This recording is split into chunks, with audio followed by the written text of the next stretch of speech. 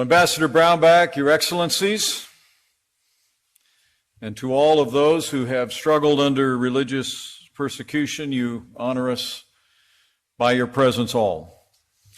Welcome.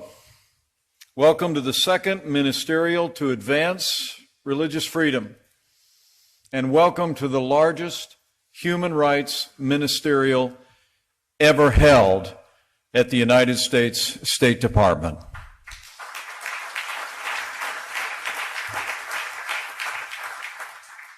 We gather today as people who believe in freedom of religion and also the power of faith. As Vice President of the United States, I stand for the freedom of religion that animated the American founding and is enshrined in our Bill of Rights. But this is a special day for me as well because on a personal level, my faith in Jesus Christ has brought meaning and purpose to me and my family every day of my life.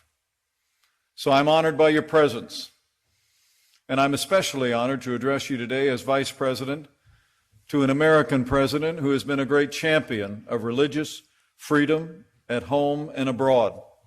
So allow me to begin by bringing greetings and welcome on behalf of the 45th President of the United States of America, President Donald Trump.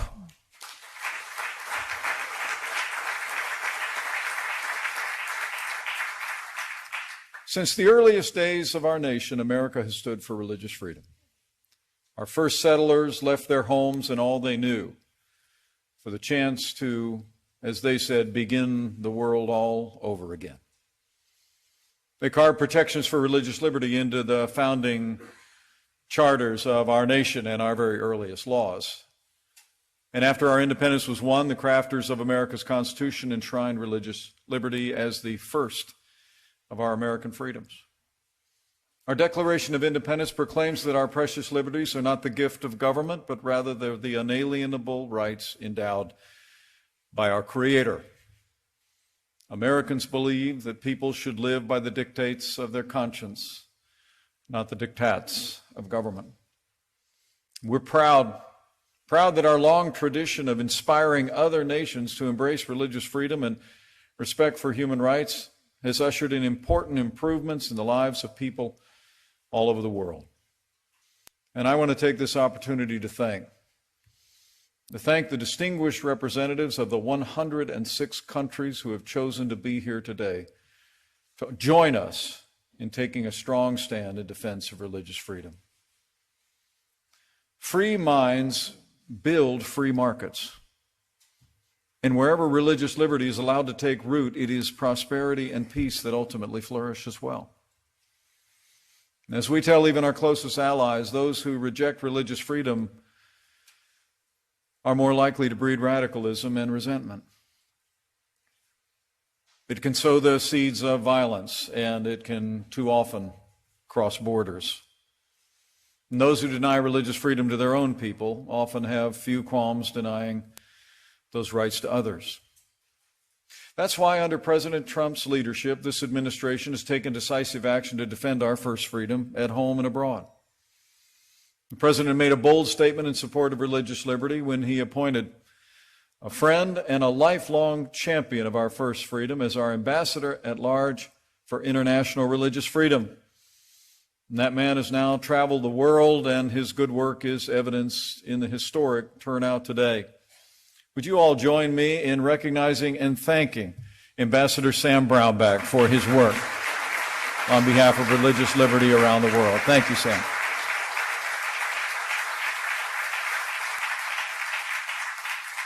And earlier this year, our administration built on that progress by appointing Elan Carr as a special envoy for monitoring and combating anti-Semitism. And earlier today, as you all heard, Secretary of State Mike Pompeo announced a new initiative to create a forum for dialogue about religious liberty around the world, and we look forward to working with each of you in the newly instituted International Religious Freedom Alliance. And with this renewed focus on religious liberty, we've stood with those who are oppressed for their religious beliefs around the world since the first days of this administration. 3 years ago, an American pastor was arrested in Turkey and imprisoned for the alleged crime of dividing and separating the nation simply by spreading the gospel of Jesus Christ. In one meeting after another with President Erdogan, I saw President Trump demand the release of this good man of faith. Through 2 years of imprisonment, we stood strong. And in October of last year, through the president's efforts and by God's great kindness, Pastor Andrew Brunson came home.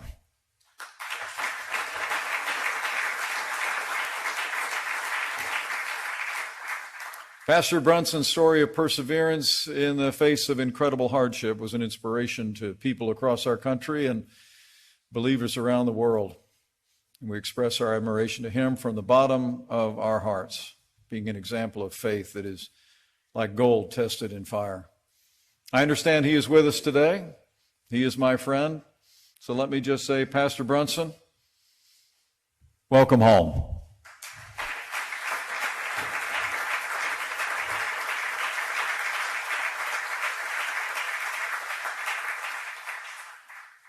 It is good to be back with you for the second year in a row.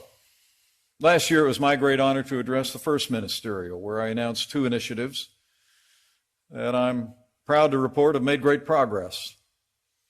We announced a new initiative to ensure that religious freedom and religious pluralism would prosper across the Middle East, the Genocide Recovery and Persecution Response Program. And to date, I'm proud to report the United States has provided more than $340 million in aid to faith and ethnic minority communities persecuted by ISIS in Iraq and throughout the region. Second, at that ministerial, we announced a new initiative to support those who fight for religious freedom and those who suffer from religious persecution, the International Religious Freedom Fund. And since then, we've received nearly $5 million in pledges with donors from several countries well represented here. With your support, we've provided more than 435 rapid response grants to those persecuted because of their beliefs, helping more than 1,800 people directly as well as their families and fellow believers. For example, in Sri Lanka, we've given much needed assistance to the victims of the Easter Sunday attacks. And as I said last year, America is proud to lead this program. We ask all the nations gathered here and around the world to join us in this important fund. Together, we will champion the cause of liberty as never before. And I believe that our combined leadership will make a difference for religious liberty for generations to come. So we've made progress, but we still have much work to do. For as we gather here today, a stunning 83% of the world's population live in nations where religious freedom is threatened or even banned. The victims of religious persecution face economic sanctions. They're often arrested and imprisoned. They're the target of mob violence and state-sanctioned terror. And all too often, those whose beliefs run counter to their rulers face not just persecution, but death.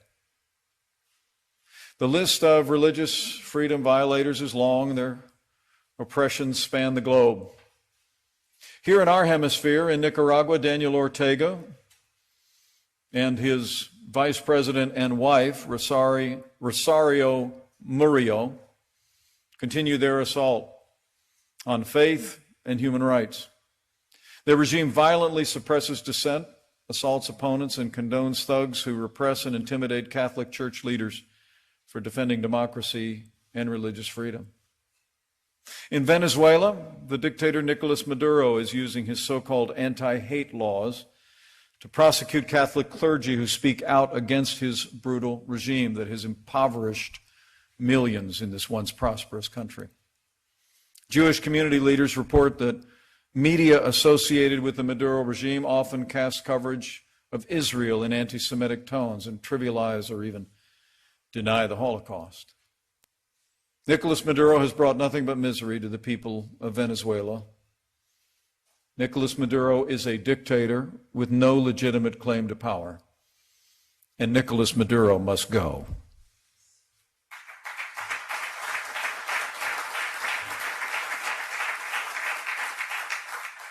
At President Trump's direction, the United States was proud to be the first nation on earth to recognize interim President Juan Guaido as the legitimate president of Venezuela. And since then, we're grateful that more than 50 nations have joined us in this cause, including Greece just last week, which became the 55th nation to recognize interim President Juan Guaido.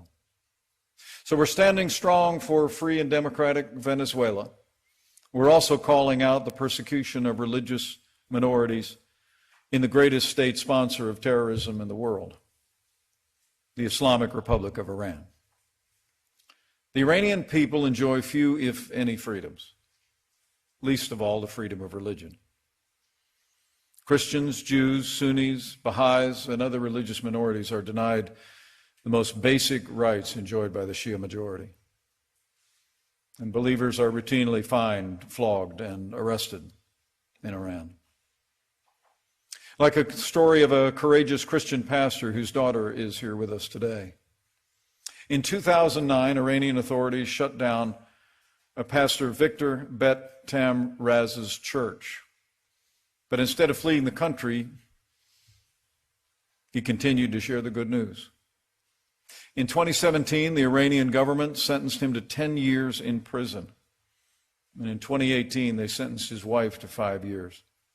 And later charged their couple's son to 4 months in prison for spreading Christian propaganda.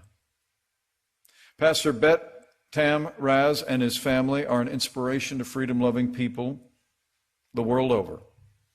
And we couldn't be more honored to have his daughter, Tabrina, here with us today. Please join me in recognizing Tabrina Bet Tamraz.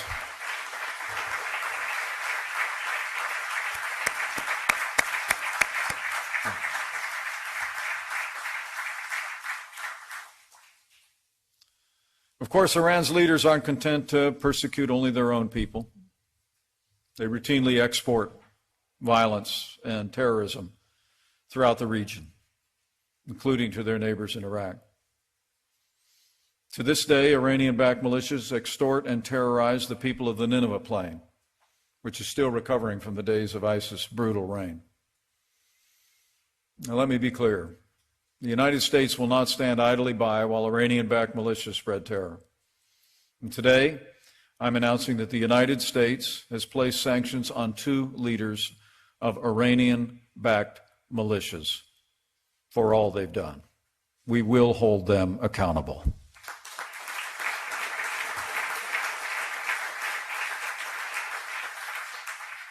But the people of the United States of America have a message to the long-suffering people of Iran.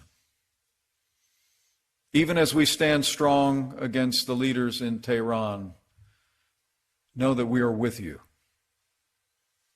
We pray for you. And we urge you to press on with courage in the cause of freedom and a peaceful and prosperous future for your people. So we're standing up to the regime in Tehran. We're also standing up for the persecuted Rohingya people in Burma. While that conflict has fallen along ethnic lines, we cannot ignore the rise of militant Buddhism against Muslim and Christian minorities that's taken place. A brutal campaign of ethnic cleansing against the Rohingya has forced more than 700,000 to flee across the border to Bangladesh. And though the United States has repeatedly urged the Burmese government to hold accountable all those responsible, the government has continued to imprison and harass innocent men and women. Like a young Rohingya woman who's here with us today. When she was just 18 years old, she was thrown in jail for the simple crime of being the daughter of a political activist who dared to challenge the old military regime. For 7 years, she and her family endured deplorable conditions, but they never lost faith in the freedom that was their birthright. Eventually, she was released, and since then, she's gone on to earn a law degree and a master's of laws from the University of California, Berkeley. Now she's a leading advocate of empowering women and girls all over the world. She's an inspiring woman, and we're honored to have her with us today. Join me in recognizing Wei Wei Nu. Thank you for your example. and your leadership.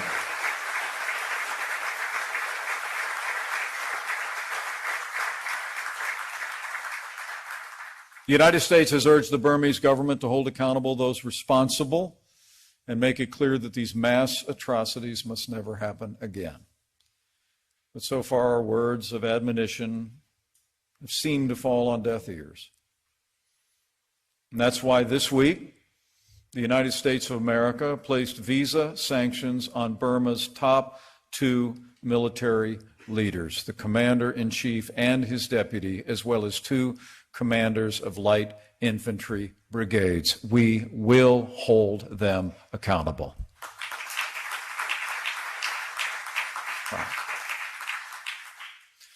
So we're standing up to the malign regime in Iran and pressing for accountability in Burma. But the United States has also spoken out against religious persecution in the People's Republic of China, and we do so again today. China's oppression of Tibetan Buddhists goes back decades. As part of its efforts to oppress Tibetan Buddhism back in 1995, Chinese authorities captured the legitimate Panchen Lama, then just a 6-year-old boy, and neither he nor his family have been heard from in the 24 years since. In Xinjiang, the Communist Party has imprisoned more than 1 million Chinese Muslims, including Uyghurs, in internment camps, where they endure round-the-clock brainwashing. Survivors of the camps have described their experiences as a deliberate attempt by Beijing to strangle Uyghur culture and stamp out the Muslim faith. Religious persecution in China has also targeted the Christian faith. But in one of the greatest ironies in the history of Christianity, in today's communist China, we actually see the fastest growth in the Christian faith that we have ever seen anywhere on earth in the last 2,000 years. Just 70 years ago, when the Communist Party took power, there were fewer than 500,000 Chinese Christians. Yet today, just 2 generations later, faith in Jesus Christ has reached as many as 130 million Chinese Christians. The truth is, faith is breaking out all across China, even in the streets of Hong Kong. As the pro-democracy activist Jimmy Lai told me earlier this month, when young people encounter police in the streets during protest marches that have drawn millions, he said those young people often sing songs of worship and praise. As he said, they sing Alleluia to the Lord. Chinese authorities may ban the sale of Christian Bibles, but that hasn't stopped China from publishing more Christian Bibles than any country on earth. Chinese authorities may ban the construction of Christian churches, but that hasn't prevented China from building more Christian churches than any other country in the world. China's experience is just more evidence of a time-worn truth. The pathway through persecution lies in the faith and resilience of the persecuted. Like that of a pastor of a large unregistered church in Guangzhou, China. On December 9th, 2015, Pastor Su Tianfu was placed under house arrest after Chinese law enforcement raided the Living Stone Church. Later, he and his fellow co-pastor were charged a fine of up to $1 million for collecting illegal donations from their church parishioners. And just last year, he was sentenced to 1 year in prison. His courage in the face of such relentless persecution is an inspiration to freedom-loving people all over the world. And we're honored to have with us today his courageous wife, who's been with him every step of the way. So join me in recognizing Manping Ouyang. We are honored that you are with us today, and we are inspired by your faith.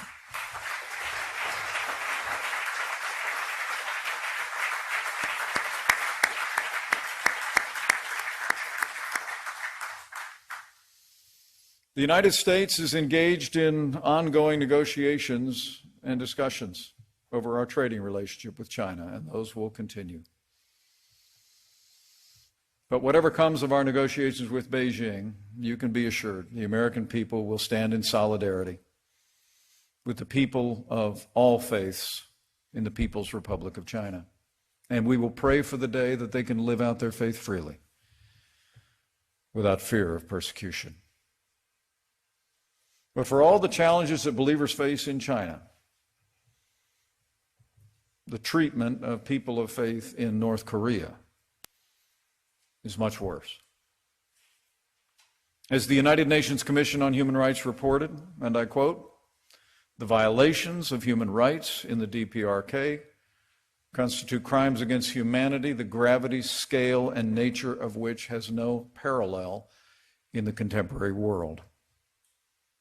Open Doors has identified North Korea as the world's worst persecutor of Christians for the past 18 years. The North Korean regime formally demands that its officials act to, in their words, wipe out the seed of Christian reactionaries. And possession of a Bible is a capital offense. So you can be confident.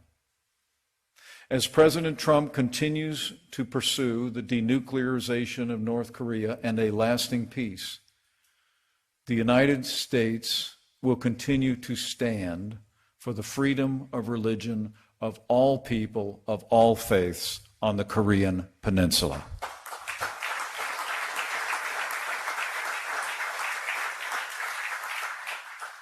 The United States stands with all victims of religious persecution. And the American people have them in our hearts and in our prayers. Whether it be North Korea, China, Burma, Iran, or all around the world. But today I'd like to draw your attention to 4 men who have faced down enormous pressure to stay true to their faith, and whose release, even now, after long captivity, would help restore the reputation of the countries that have detained them. In Eritrea, the 90-year-old patriarch of the Orthodox Church, Abuna Antonius, continues an already 12-year-long house arrest because he refuses to excommunicate critics of the government in his church. In Mauritania, the blogger Mohammed Sheikh Moherti is still being held for criticizing the government's use of Islam to justify discrimination. In Pakistan, Professor Junaid Hafiz remains in solitary confinement on unsubstantiated charges of blasphemy. And in Saudi Arabia, blogger Raif Badawi is still in prison for the alleged crime of criticizing Islam through electronic means.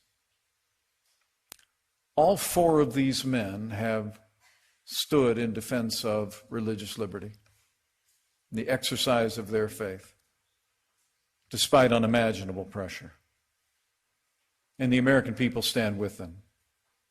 And so today, the United States of America calls upon the governments of Eritrea, Mauritania, Pakistan, and Saudi Arabia to respect the rights of conscience of these men and let these men go.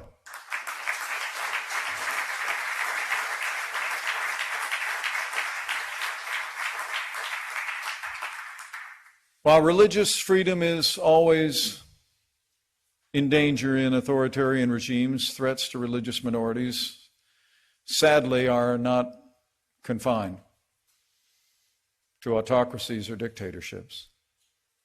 The truth is, they can and do arise in free societies as well, not from government persecution, but from prejudice. In Europe, where religious freedom was born as a principle and is enshrined in law, anti-Semitism is on the rise.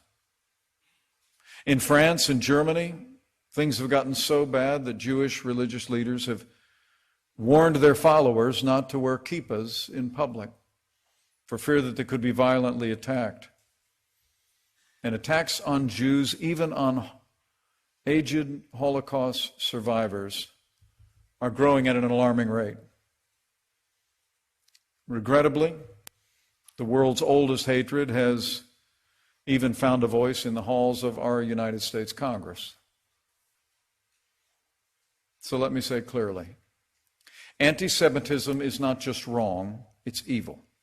And anti-Semitism must be confronted and denounced wherever and whenever it arises, and it must be universally condemned.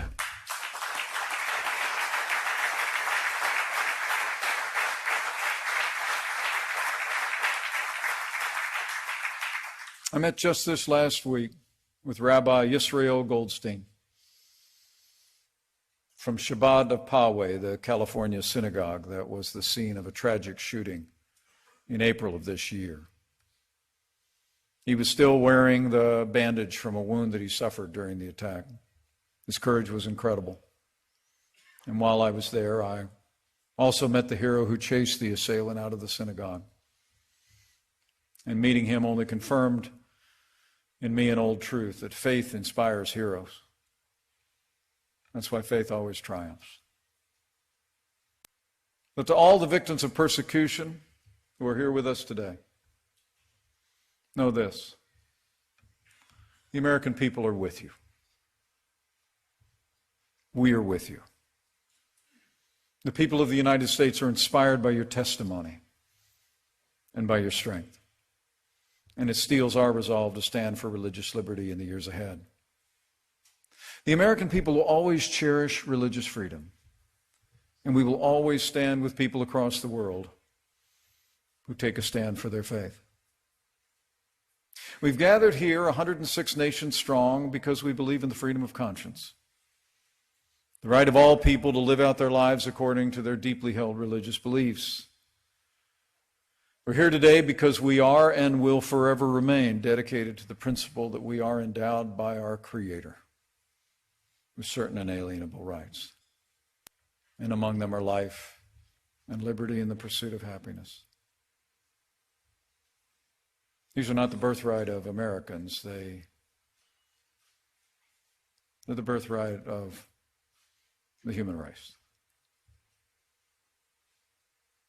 And I promise you, under this president, we'll always respect the sovereignty and diverse cultures of every nation in the world. But as we do, America will continue to aspire to be that city on a hill that John Winthrop wrote about so long ago. We'll always continue to stand for the freedom to live, to work, and worship according to the dictates of your conscience. And freedom of religion will always be an American anthem. And so today, I thank you for being present here today. For the many nations represented here, and for your solidarity with us. And your determination in your nations to advance the cause of religious liberty. I'll leave here today with renewed confidence as I see all of you. And properly, I close with faith. Faith that we will make progress on behalf of religious liberty in the years ahead. You know, inscribed on the Liberty Bell, which was given to the United States of America by France shortly after we won our independence, are ancient words. It reads, "Proclaim liberty throughout all the land, and unto all the inhabitants thereof." Americans and liberty-loving people throughout the world and throughout our history have done this. And I believe with all my heart that as each of us in all the nations represented here renews our commitment to proclaim liberty throughout all our lands, that all faiths and freedom itself will flourish. For where the Spirit of the Lord is, there's liberty. So thank you all. Thank you for your stand. May God bless all who yearn for freedom and labor beneath persecution for their faith. May God bless all your nations. And may God continue to bless the United States of America. Thank you.